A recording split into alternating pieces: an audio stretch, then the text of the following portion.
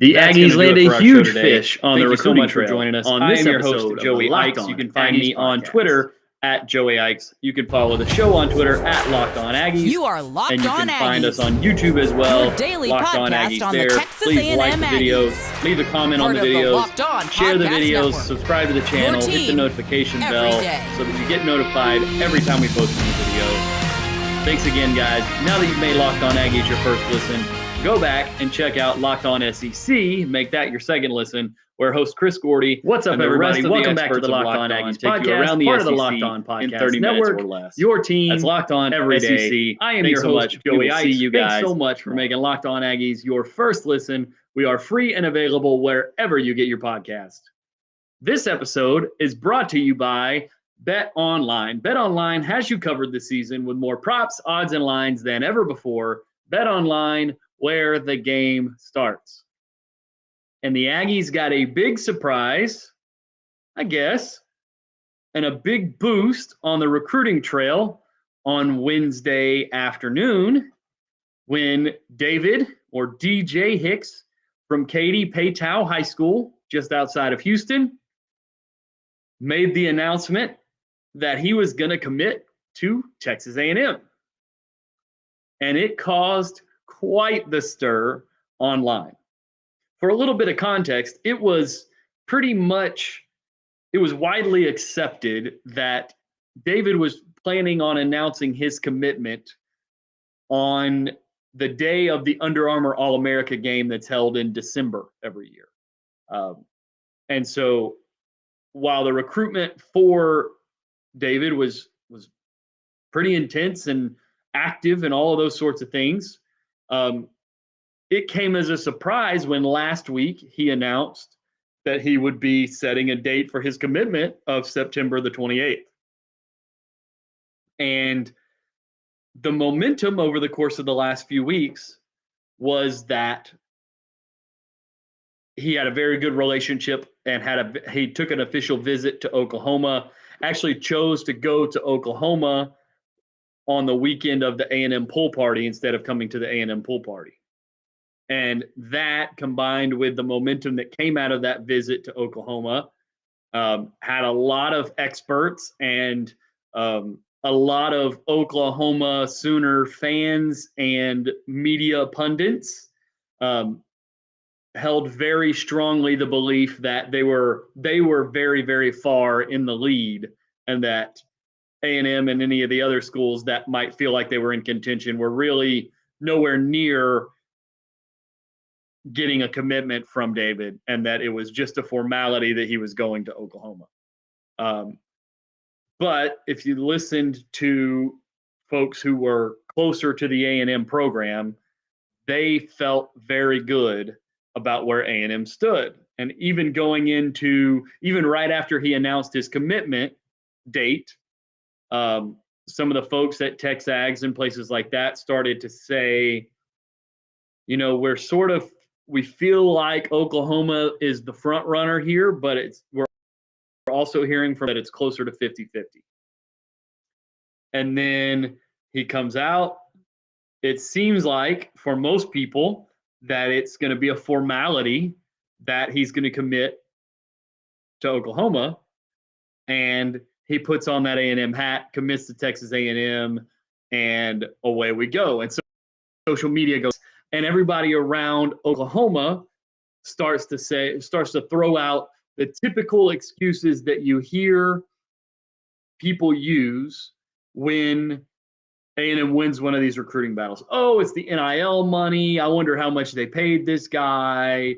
Somebody said, he's probably the 10th richest guy in Texas now. And while I'm not the guy who's going to sit here and say, no, NIL plays no part in these decisions being made.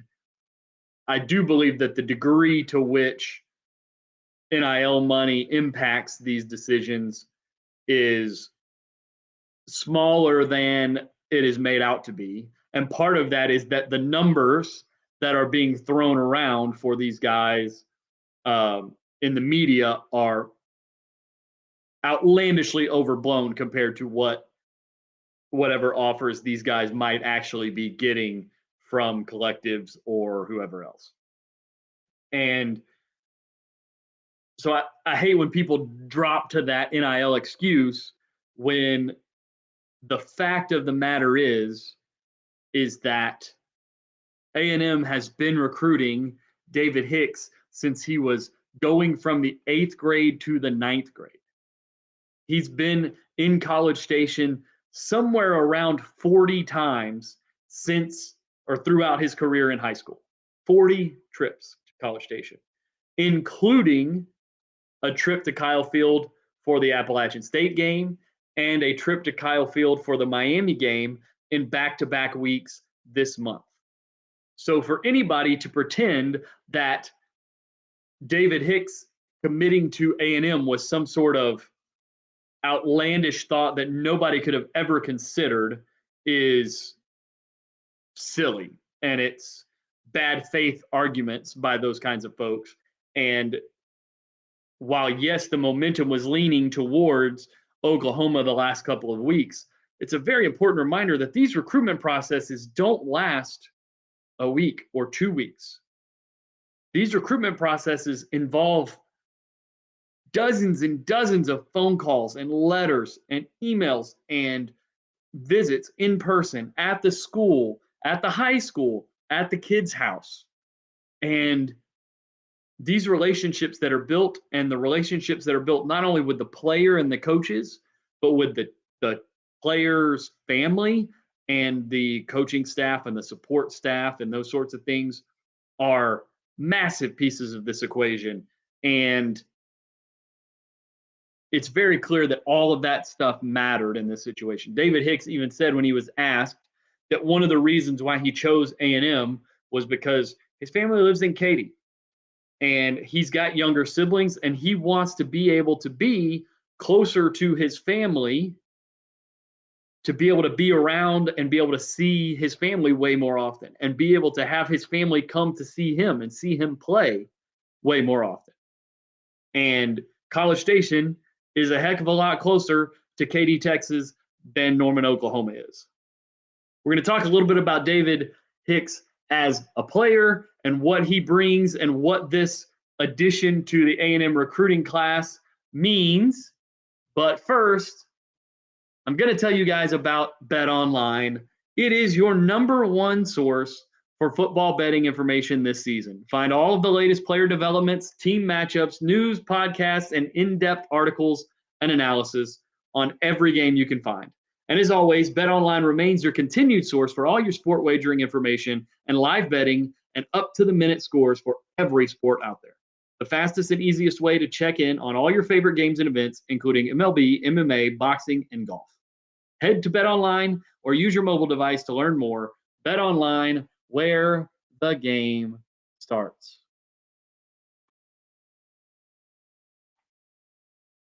David Hicks is,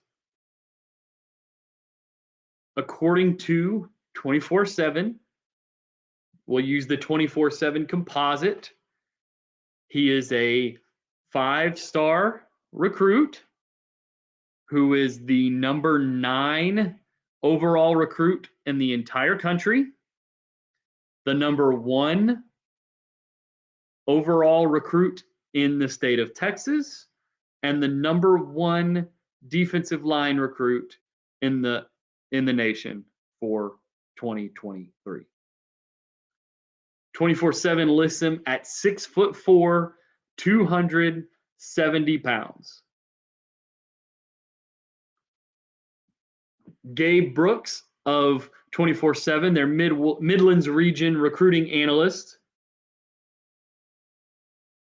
gave him a future first-round player projection, which if you're the number 9 player in a recruiting class, that absolutely makes sense. Just the first line of Gabe Brooks's scouting report on David Hicks. He owns all of the requisite physical traits from height and weight to plus length and large hands. He wears his mask well and likely owns the frame space to get to the 300-pound neighborhood if desired. He is a 3-sport athlete who plays basketball and throws shot put and discus. He's unbelievable motor, unbelievable athleticism for his size. He's further along against the run than he is as a pass rusher. Has a 54-foot, 2-inch shot put in the spring of 2021. Whew.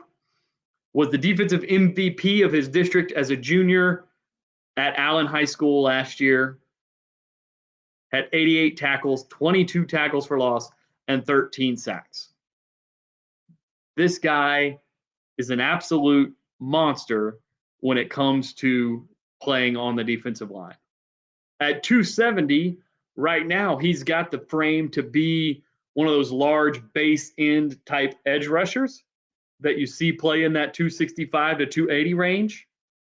But as Gabe mentioned, he has the ability to add bulk, add mass, and wind up playing on the interior.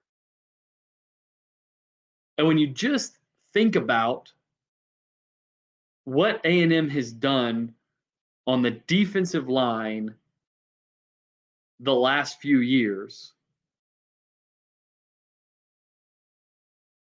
it's really unbelievable from a recruiting standpoint. They have 3 defensive linemen in this class. David Hicks, his Paytow teammate, Damian Sanford, who's an edge, who recently went from a 3-star to a 4-star and is going to continue rising as he continues to have a phenomenal senior year at Paytow. And I'm going to butcher Samu's name here, so I'm going to apologize to him. Out of Atascocita, Samu Tamanupepe, who is listed at 6'3", 380, so he's the massive human being inside interior defensive player for A&M. And then you roll back to the 2022 class, and you look at what A&M did on the defensive line in 2022. And you add that, you add Walter Nolan, the number 2 recruit in the country. Shamar Stewart, the number 9 recruit in the country last year on the defensive line.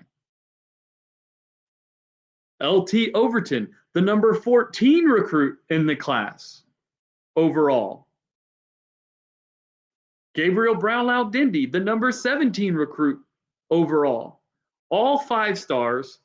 They represent 4 of the 5 top defensive linemen in the entire country in the 2022 class came to Texas A&M.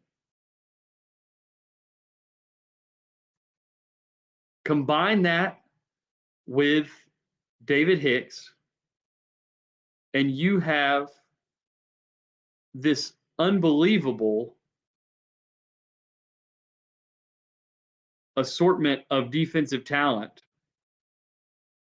at A&M. What they are building is just phenomenal, and they're not done. And that we're just talking about the defensive line. We're not talking about Anthony Hill. We're not talking about Bravion Rogers. All we're talking about is the defensive line. And just for reference, on the grade that David has in relation to the 2022 class, the only player higher graded than, or on the defensive line that's higher, more highly graded by 24/7 than David Hicks from last year is Walter Nolan. He would sit directly between Walter Nolan and Shamar Stewart in terms of the highest graded defensive lineman that A&M has in the last 2 classes. Just an unbelievable job by the A&M coaching staff, led, of course, by Jimbo Fisher, the head coach, to just continue to add these absolutely elite defensive front players. And frankly, I don't think they're stopping.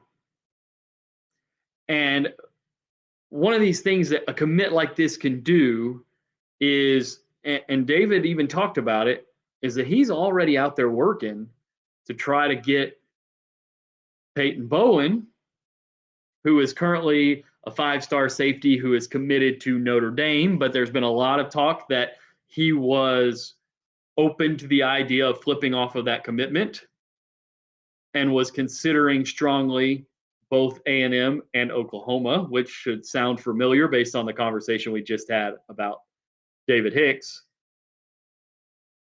that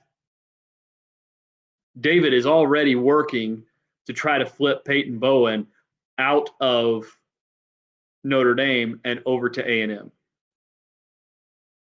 We already know Tony Mitchell, the 5-star safety who is committed to Alabama, was in College Station for the Miami game. I would not be shocked in the least if there's some dominoes that fall as a result of this. Johnny Bowens, who was committed to A&M, decommitted earlier this year. Now pretty much everybody says A&M's the front runner for Johnny. After they already regained a commitment from Bravion Rogers earlier in the cycle, after he committed and then decommitted, and now he's back in the fold again. This A&M coaching staff, this A&M recruiting group, they don't let the process get in the way of their process. And what I mean by that is they don't hold a decision against a player ever. That's how you wind up with so many late flips. That's how you wind up with guys who decommit, recommitting, is that these guys really and truly feel like none of these decisions are personal. So when David Hicks decides to go to the Oklahoma event instead of the A&M pool party, A&M doesn't care. They don't write the kid off. Would they love to have David at the pool party? Absolutely, especially considering that Anthony Hill was going to be there and Anthony Hill committed that weekend, and how impactful that might have been to have them both in the same place at the same time on the weekend of Anthony's commitment, and how maybe that could generate some momentum. But some of these staffs are going to hold, in some places, some schools, if Johnny Bowens or Bravion Rogers decommits, he's gone. They're not even talking to that guy anymore. A&M doesn't do that. A&M just keeps working. They stay in contact. They let the kid know, hey, we get it. Make your decision. Go through your process. And because of that, you wind up, and it's become a pretty consistent theme now. It happened several times right at or right before signing day last year, before A&M signed. It's what really pushed A&M to this unbelievable status in terms of recruiting last year, was all these late flips that happened in the process. And it's just A&M just kind of going to work. And we see it again. We see it with Johnny. We see it with Tony Mitchell. We see it with Peyton Bowen. And then we also see it with Malik Muhammad, who committed to Texas earlier in the cycle, but recently announced via his Twitter, on his social media account, that he's going to be taking an official visit to A&M in the next few weeks. Also going to be taking an official visit to Tuscaloosa. So what you see is that these elite recruiting schools understand that these players have to go through this process. And that even if a guy makes a decision on August the 10th that he's going to go to a school, that decision's not final until the paperwork's signed in December on early signing day, or in February on actual signing day. And because they understand that and they take that seriously, they just keep working. They just keep the conversation open. Let them know, hey, we love you. We're interested in having you be part of our school. We've got a spot for you. We want you to come be a part of this A&M family. Every recruit you hear, every alum you hear go through that football program talks about the family. They talk about everything that group is. And that it's a testament to everything that Jimbo Fisher has built from a recruiting standpoint, especially on the defensive side of the ball and just the consistent recruits that they continue to pull in there, and that they continue to work to continue to build. They've got the offensive line situation very strong in the 2023 class. They are working on a couple of running backs that we feel like they're very close to. This thing is at the highest levels of recruiting right now. That's going to do it for our show today. Thank you so much for joining us. I am your host, Joey Ikes. You can find me on Twitter at Joey Ikes. You can follow the show on Twitter at Locked On Aggies. And you can find us on YouTube as well, Locked On Aggies there. Please like the videos, leave a comment on the videos, share the videos, subscribe to the channel, hit the notification bell so that you get notified every time we post a new video. Thanks again, guys. Now that you've made Locked On Aggies your first listen, go back and check out Locked On SEC. Make that your second listen, where host Chris Gordy and the rest of the experts of Locked On take you around the SEC in 30 minutes or less.